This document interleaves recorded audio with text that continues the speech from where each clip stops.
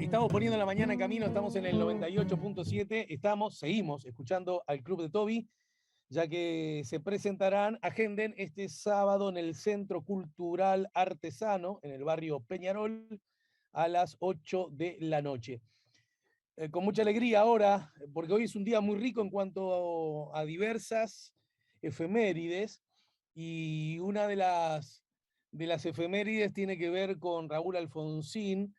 Hoy lo recordamos en el marco de un nuevo aniversario de su muerte y me parece que sobran las razones. Yo lo decía más temprano, uno es hijo de sus padres tanto como de su tiempo y el tiempo que me tocó vivir me coloca y tiene en el marco de la lucha contra la dictadura y la recuperación. Tiene inexorablemente, como siempre ha tenido para cualquier uruguayo, la influencia de lo argentino.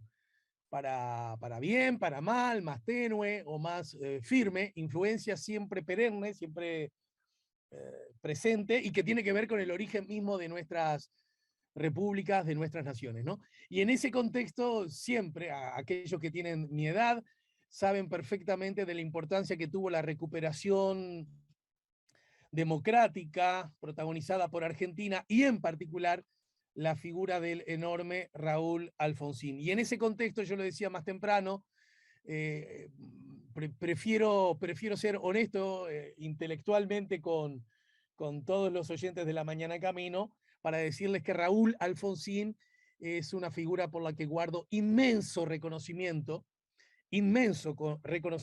político, histórico, y por ende, inexorablemente, una alta dosis de simpatía que puede conspirar para desarrollar una mirada crítica. Hago el esfuerzo igual, ¿eh?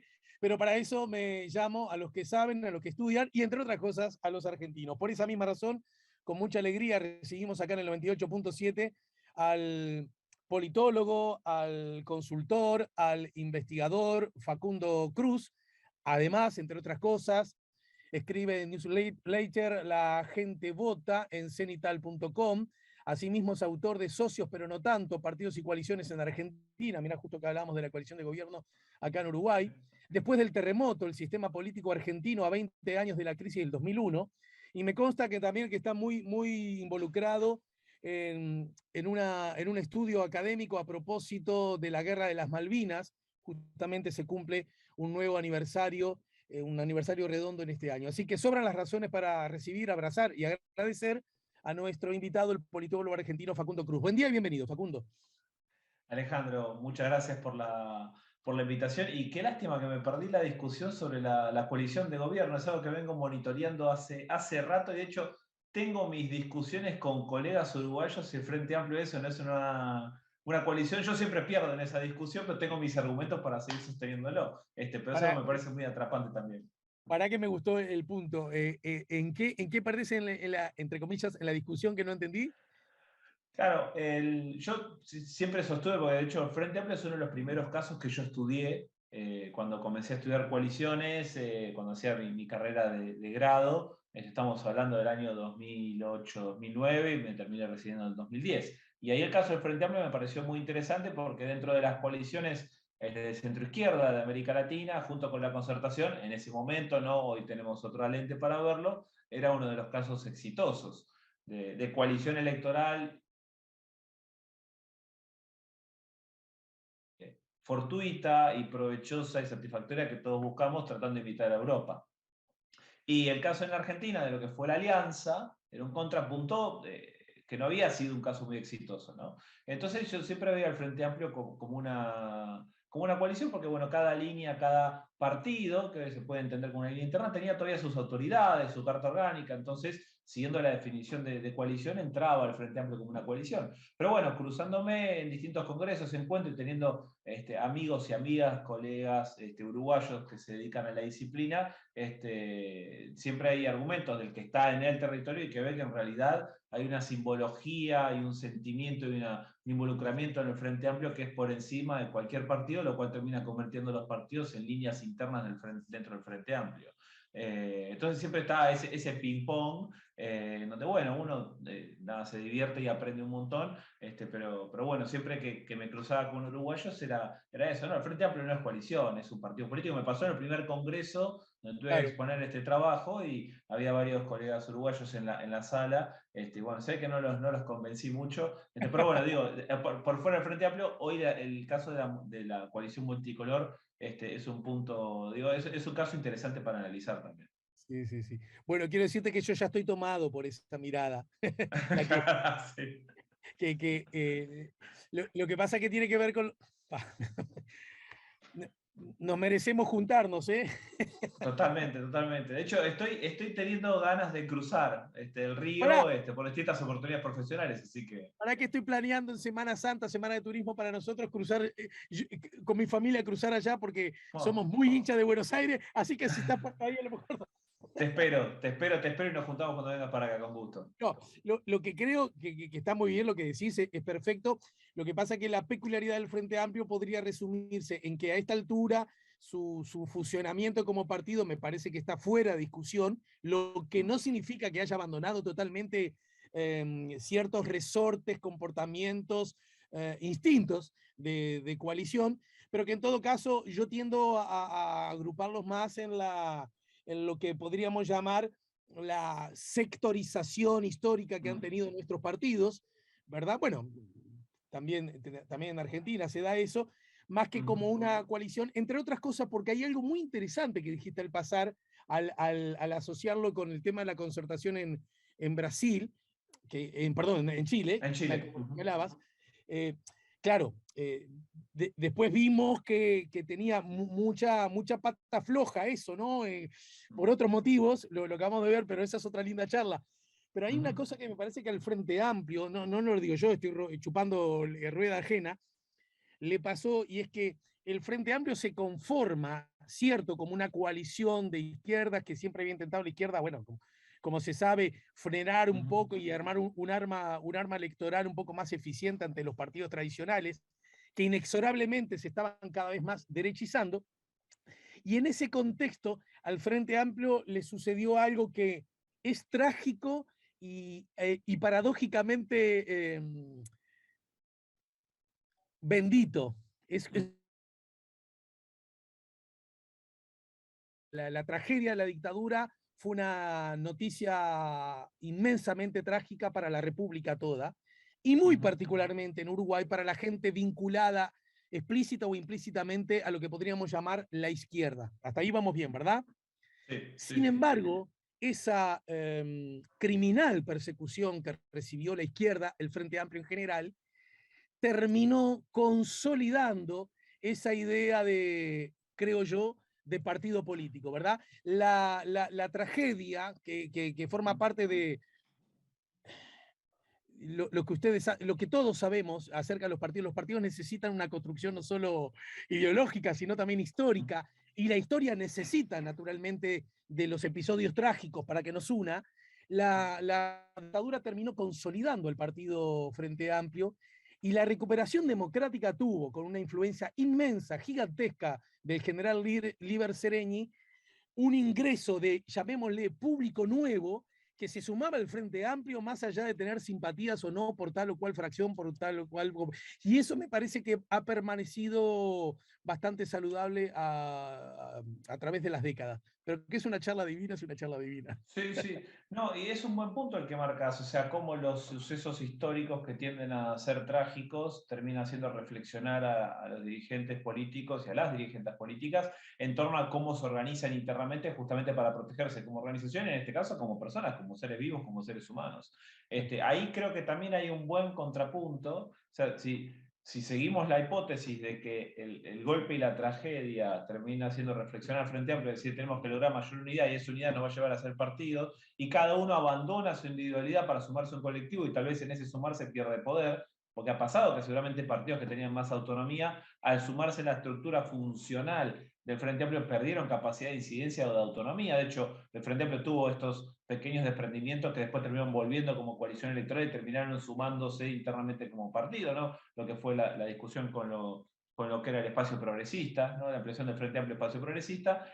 Ahí hay algo para reflexionar. Y hay también otro contrapunto con Chile, porque no hay que olvidar que la concertación es la unión de dos enemigos políticos como eran el Partido Socialista y la Democracia Cristiana. Le costó mucho al Partido Socialista no solo abandonar la idea del socialismo real, porque de hecho en Chile el Partido Socialista estaba más a la izquierda que el Partido Comunista. El Partido Comunista estaba en posiciones más cercanas hacia el centro, el Partido Socialista era mucho más radicalizado, mucho más marxista-leninista, y le costó abandonar la idea del socialismo real, donde lo estaban viendo, porque mucha de la dirigencia viaja hacia Europa del Este, ve el socialismo real, ve el peor momento del socialismo real, ve el fracaso del socialismo real, hay una moderación interna de los dirigentes y hay ahí un acercamiento a su principal enemigo, porque los socialistas estuvieron achacando siempre a la democracia cristiana que no lo salvaron a Allende. Cuando se produce la renovación interna del liderazgo y Tomic pierde el liderazgo del partido y asume una posición más hacia la derecha, siempre le achacaron a la democracia cristiana, que fueron los que terminan matando a Allende, o los que terminan haciendo que Allende se suicide, ¿no? En ese acto tan poético que fue el primer presidente marxista electo de manera democrática que estaba haciendo la revolución y frente al choque con las fuerzas que nunca pudo cambiar termina suicidándose. Y a los socialistas no solo logran la transición porque ganan el plebiscito, sino que después gobiernan durante 20 años.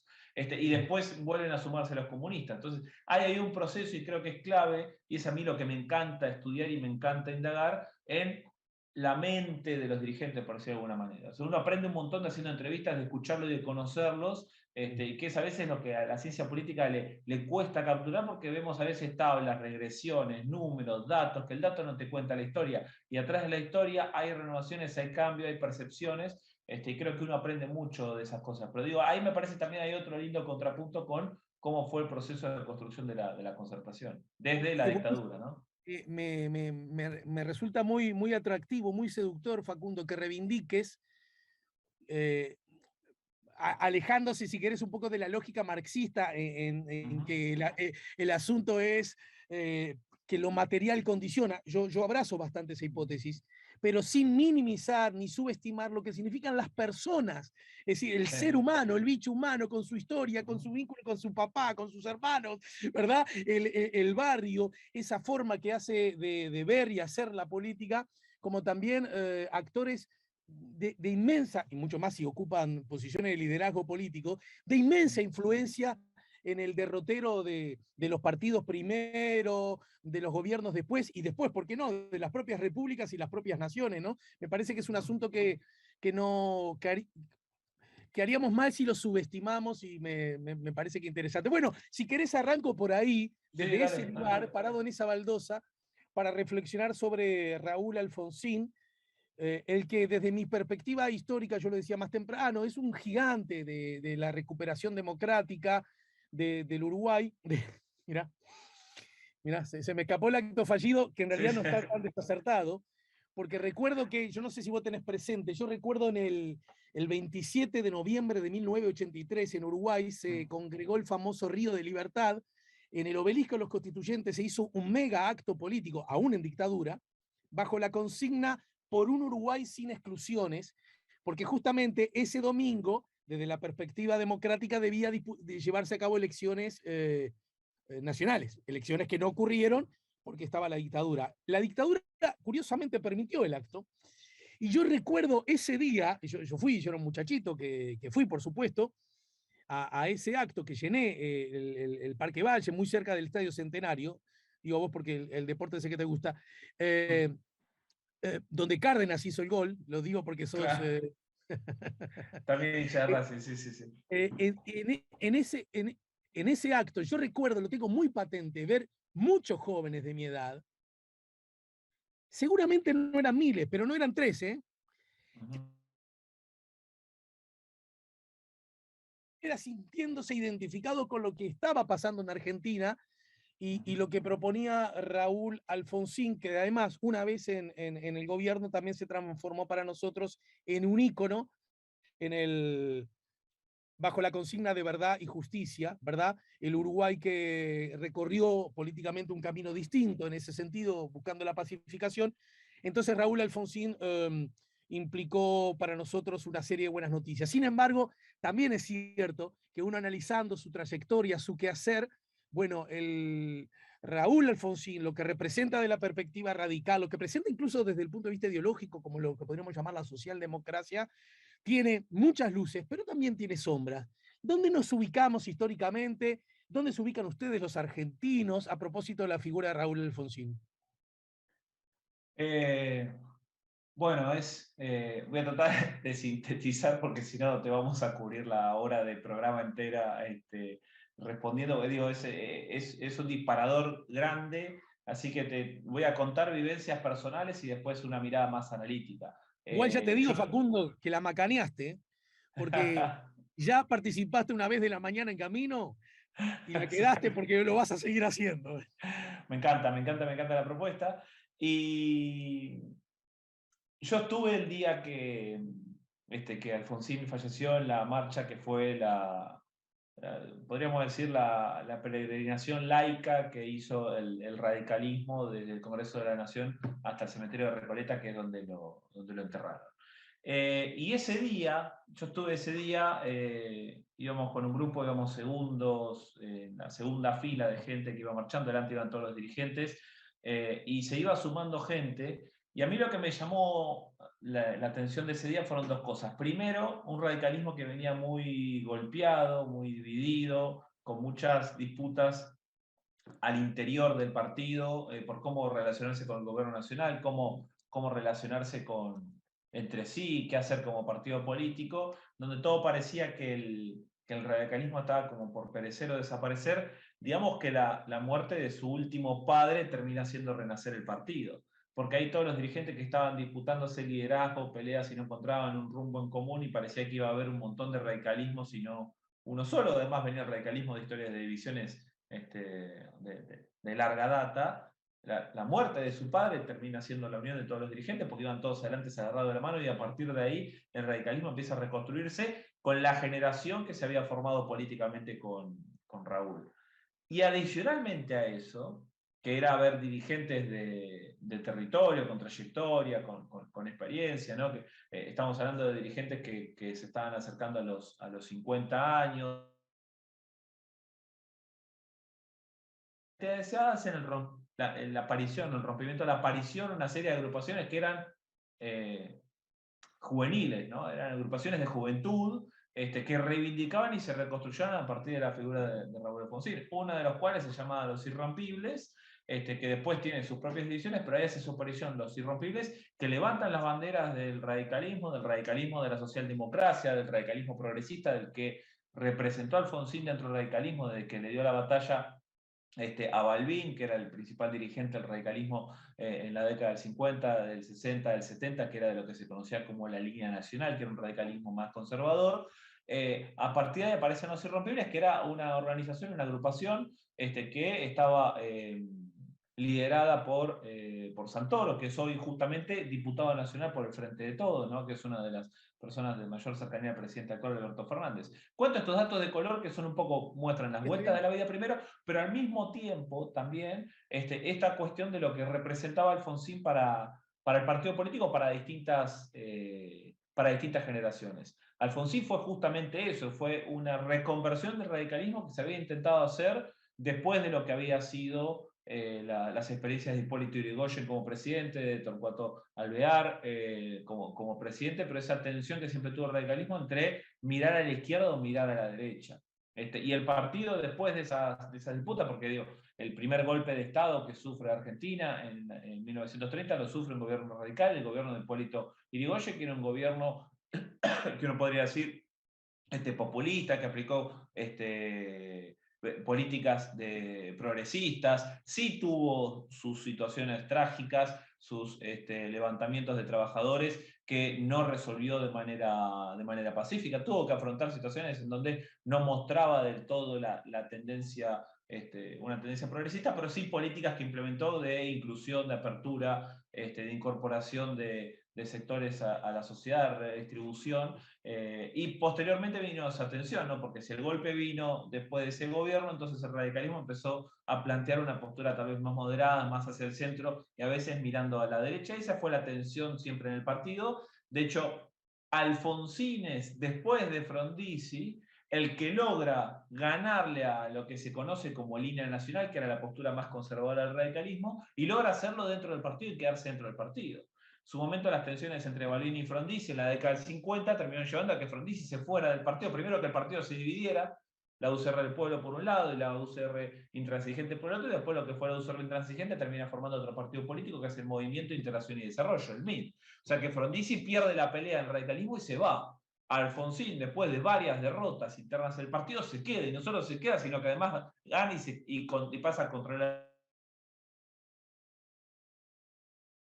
y cambio, que después pasa a llamarse la Junta Coordinadora. Y lo hace también a partir de otra muerte, que es la muerte de Balbín. O sea, cuando muere Balbín, lo que se conoce como línea nacional, que tenía sus herederos, terminan perdiendo peso dentro del partido, y ahí Alfonsín se hace con la nominación presidencial y termina ganando la presidencia. Y ahí se produce esta renovación del radicalismo, en lo que intentaron armar, que era ese tercer movimiento histórico, esa transversalidad para reunir a sectores del peronismo y demás, y convertir al radicalismo en un partido socialdemócrata más de corte europeo. Uh-huh. Y en ese contexto yo advierto cuando les leo, les escucho, cosas que hacemos permanentemente aquí en Uruguay, que sobre Raúl Alfonsín me parece, si pudiera sintetizarlo, creo que diría a los argentinos en general, con más bien pocas excepciones, pero vos corregime, Facundo, me da la sensación que hay como un alto reconocimiento desde la perspectiva histórica, lo que significó con la recuperación institucional democrática, el rol que tuvo en el marco del juicio a los genocidas. No obstante, con Alfonsín parece también la mirada crítica, parece dejar en evidencia algo que a los justicialistas mucho les gusta decir, y es: esta gente no está preparada para gobernar y el gobierno siempre les termina quedando grande, ¿no?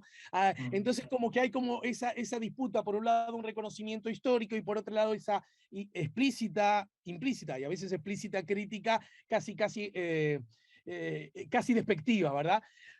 Mi impresión, también quiero decirlo, quiero ser justo, que eso más o menos fue transcurriendo hasta que con el advenimiento de la Argentina de lo que podríamos llamar el kirchnerismo, y en particular la presidencia de Cristina Fernández, y yo empecé a advertir señales de reconocimiento, y yo diría, mirá, abrazando la idea que vos decís que las personas también inciden, casi de amistad, de cariño. A mí me daba la impresión que lucían como sinceros en aquel proyecto que en algún momento me dio la sensación que el kirchnerismo quiso elaborar, de juntar a muchos, aunque vengamos de lugares distintos, con una mirada más progresista, etcétera, pero no quiero meterme en ese baile. Y ahí me dio la sensación que Alfonsín quiso ser recuperado desde ese lugar, y no sé si eso no terminó ayudando a los radicales más opuestos a cualquier vínculo con el justicialismo a abrazarse con posiciones más notoriamente conservadoras e incluso liberales. ¿Dónde está jugando Alfonsín en ese tironeo Sí. que desde acá se advierte? A ver, el Vox Populi que comentás es como uno de los Vox Populi que hay en la política argentina, que de hecho se reconvierte con el gobierno de Cambiemos, en donde no es los radicales no terminan su gobierno, era, bueno, los no peronistas les cuesta terminar su gobierno, y el único gobierno no peronista que termina su mandato, por lo menos desde 1930 en adelante, es el gobierno de Cambiemos. Eso también tiene un dejo de maldad, como muchas cosas en política, porque no es que Alfonsín no terminó su mandato, adelantó la entrega, pero ya había habido elecciones, ya había habido asignación de cargos, ya estaba reparto de todo, ya se sabía quién iba a gobernar, había una situación de crisis, y el hombre lo que dijo fue: entrego antes el poder. ¿Es una forma de decir que no terminó el mandato? Sí, es cierto. En un mandato de 6 años, decir que entregó el poder 3 meses antes tiene maldad y un poco. Eso diría yo.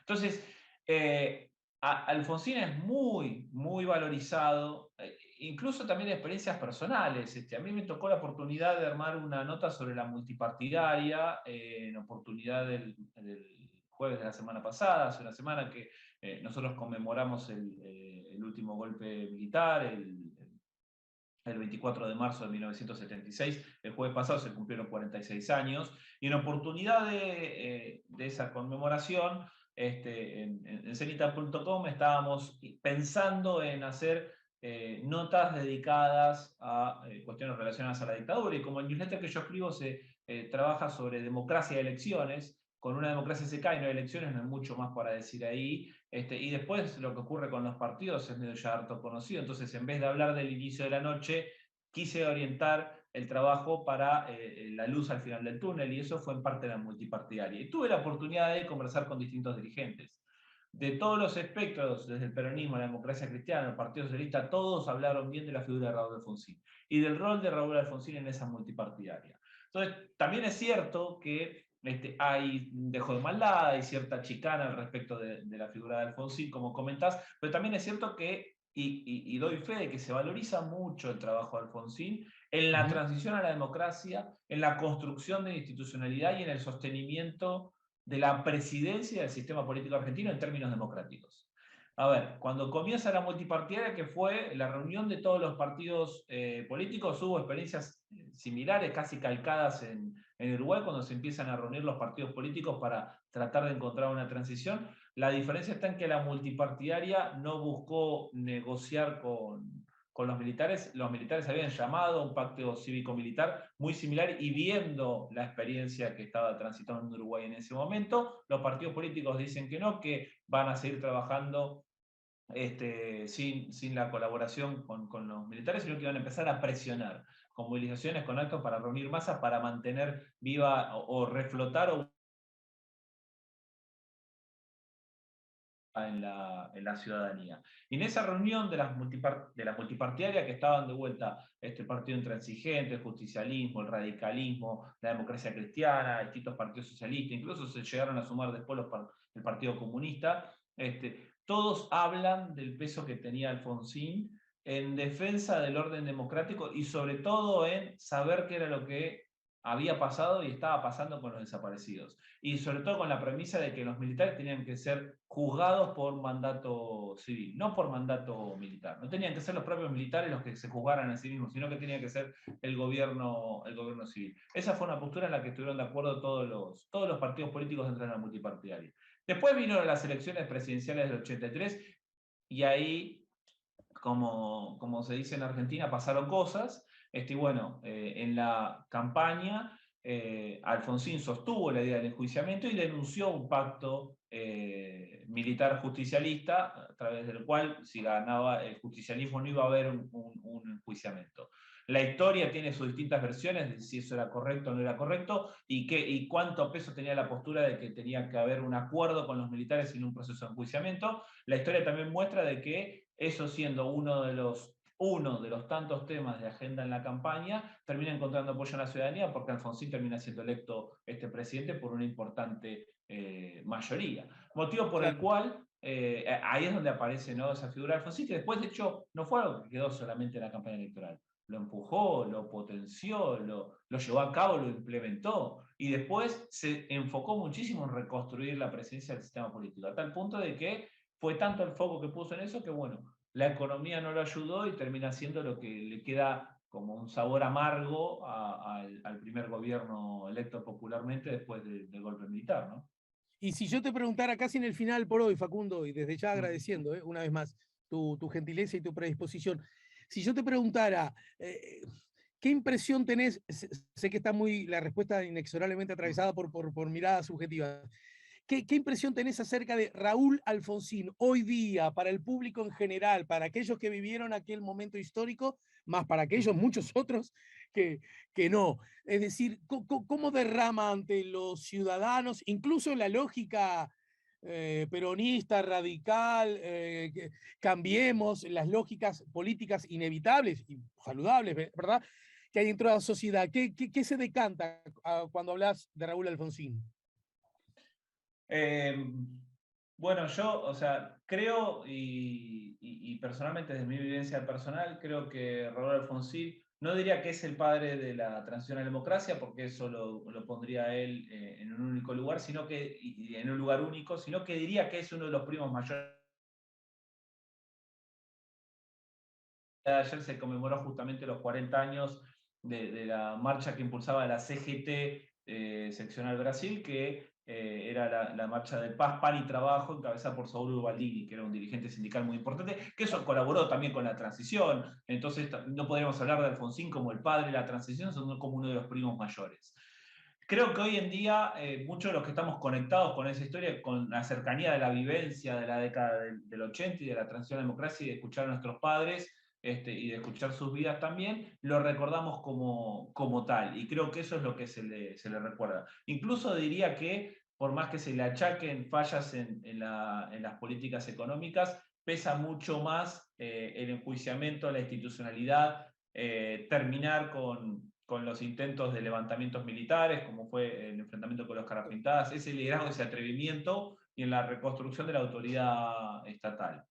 Lo que a mí sí me preocupa es que año a año hay generaciones que por ahí no están tan cercanas a esa época, cuyas familias tal vez no están muy conectadas con esa época y que va quedando cierta pérdida del valor que se le tiene a la figura de Alfonsín y al valor de el respeto por la democracia y los derechos humanos. Cada vez que hay más generaciones que van creciendo que no tienen esa época muy cercana, van perdiendo un poco ese valor y eso hace que por ahí se normalicen posturas y actitudes que no necesariamente encuentran como un valor fundamental el respeto a los derechos humanos, la democracia y el consenso en vez del disenso, la disputa, el negacionismo, etcétera, etcétera, etcétera. Eso tal vez es mi preocupación de acá en adelante. Bien, bien. Te despido. Respóndeme esto casi como un telegrama. Un argentino, una argentina hoy día que se sienta de algún modo que simpatice con la figura histórica, política, ideológica de Raúl Alfonsín, ¿dónde y a quién vota? Te podría decir que es difícil decir dónde y a quién vota. Hoy en día es difícil decir dónde y a quién vota. Tiendo a pensar que va a apoyar a candidaturas radicales, pero de la misma manera hay generaciones que se formaron y levantaron las banderas de Alfonsín que hoy han cruzado de vereda hacia el otro espacio. Entonces, sería tal vez un poco simplista decir que enteramente el voto iría hacia los candidatos radicales. Podría haber una mayoría de apoyos de las candidaturas radicales, pero también tiendo a pensar que hay una porción de figuras que están identificadas con Alfonsín y que en su adolescencia o infancia estuvieron cerca de la figura de Alfonsín, que hoy tal vez hayan cruzado de vereda. Al politólogo, Gracias por el tiempo, de verdad, y la seguimos más temprano que tarde. Y si querés, ya nos preagendamos para hablar un poco más acerca de Malvinas, ¿sí? Dale, cuando gustes, Alejandro. Un placer para mí conversar con vos. Uruguay es un país que quiero mucho, Montevideo es una ciudad que me gusta mucho, hace rato que no voy, así que te agradezco por lo menos la invitación a formar parte del programa y por la linda charla que se genera. Así que cuando gusten, cuenta conmigo. Y si está vacante la simpatía política, si está vacante la simpatía deportiva futbolera, te ofrezco Liverpool, que es mi cuadro de fútbol. Hay un espacio para vos. Me encanta la propuesta y yo te ofrezco Racing de este lado. Dolina siempre dice negro y azul, canta Dolina la canción, negro y azul son los colores del glorioso Liverpool porque le gusta el himno de Liverpool. Así que Qué grande. Un abrazo, Alejandro. Hasta la próxima.